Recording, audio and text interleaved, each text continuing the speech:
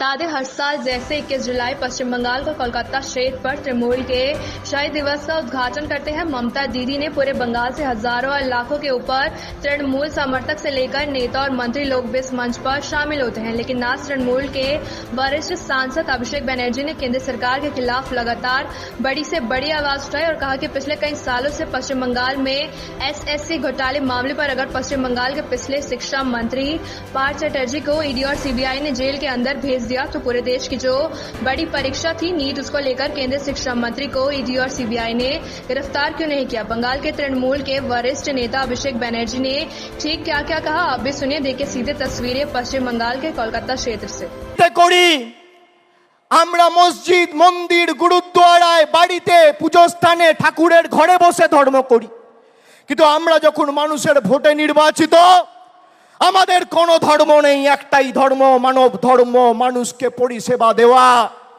এটাই তৃণমূল আর বিজেপির মধ্যে পার্থক্য।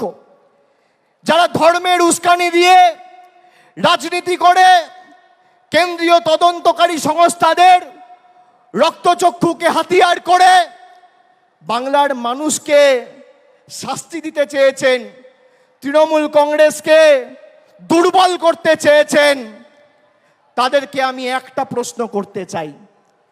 21শে জুলাই 2021 সালে যেদিনকে হয়েছিল আমরা মানুষকে ধন্যবাদ দিয়ে বলেছিলাম যে আমরা আপনাদের জন্য আরো বেশি করে কাজ করতে বদ্ধপরিকর। তার এক বছর পরে 21শে জুলাই 2022 সালে 21শে জুলাই যেদিন হয়েছিল তার পরের দিন পার্থ চ্যাটার্জির বাড়িতে ইডি রেড করে তাকে গ্রেপ্তার করে। যদি কেউ দোষ করে তার বিরুদ্ধে ব্যবস্থা হোক।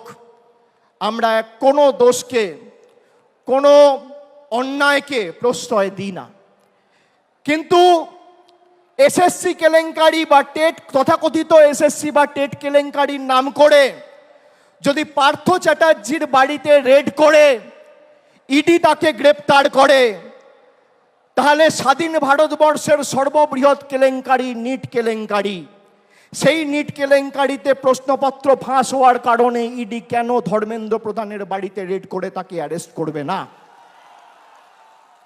কেন এই রাজনৈতিক পক্ষপাত, দুষ্ট আচরণ, কেন এই দ্বিচারিতা? আমাদের শপথ নিতে হবে।